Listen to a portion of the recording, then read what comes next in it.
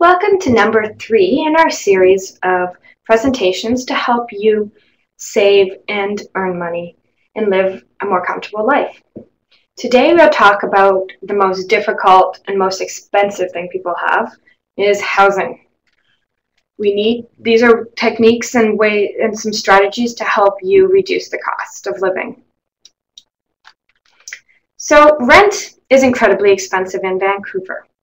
The average rent price is $839 a month. The average rent in British Columbia throughout the entire province is $776.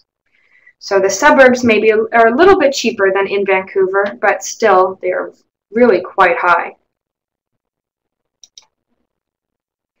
So what do you earn?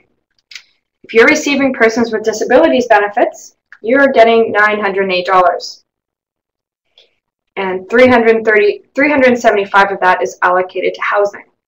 You may qualify for a rent supplement of $375, but that still doesn't really help cover it all. If you're receiving persons with disabilities benefits, you may be able to apply, you can apply for assistance with a damage deposit, which most renters are required to pay. So there are some ways to save some money. There are subsidies available through BC Housing. There is a rental assistance program for low-income families. If you are a senior, there is an additional subsidy called the SAFER program, and it's for adults 55 and up. So you don't have to actually be a senior. You don't have to be over 65. You can apply earlier to help you save that money before retirement. An excellent way of reducing the cost of housing and being able to cover the cost is through a co-op. Co-ops calculate the amount you pay each month as 30% of your gross income once you qualify for a subsidy.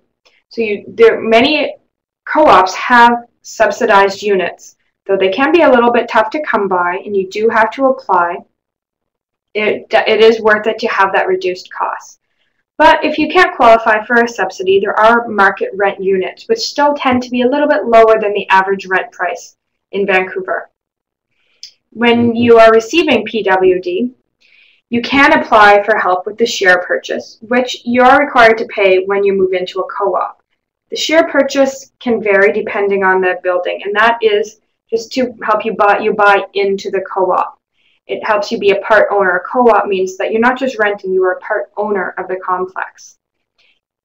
If you have a low income but not on PWD, for example, receiving CPP disability benefits, you can apply for no interest loan for the share price through the Co-op Housing Federation. That's another way to cover the cost of the share price. Sometimes the share price can be a significant barrier to somebody getting into a co-op. In some cases, it can be over $1,000 or even over $2,000. What else do you have to pay for with housing? Anywhere you live is going to be expensive. You will have to pay hydro, which is your electricity or your heat. So part of heating can be gas, if you have a gas furnace or gas fireplace, or electric, which would be baseboard heating or plug-in heaters. You also have to pay for a phone. You can use the rent subsidy you receive to cover these expenses. So if your rent is lower than the total amount of your subsidy, you don't have to have your subsidy reduced. You can let them know that you need these expenses covered as well, and that money can go to these. So for more information on housing options, you can go into our database and look at the information on our housing package. It provides you with details of all the housing options available for you. So here is a view of our document. So it outlines all of the type of housing options there are. So there are low rental, mixed income housing, which are co-ops. And go through this, have a look, and if you have questions, please contact the InfoLine. We can answer any of your questions that you may have. You can also check out our housing board which lists the accessiblehousing.bc.com, which provides various resources for people looking for housing, how to look for housing, but it also provides current listings that are available. So you can see our accessible housing resources and our existing postings.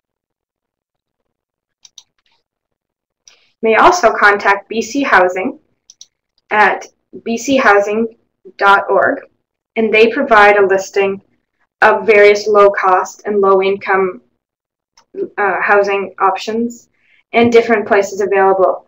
It is through BC Housing that you must apply for a subsidy. They're the ones who can help you apply for any of the supplements and subsidies that you might need and help you go into a subsidized housing unit. They do housing placements for people with disabilities. So if you have any questions, again, please call the InfoLine.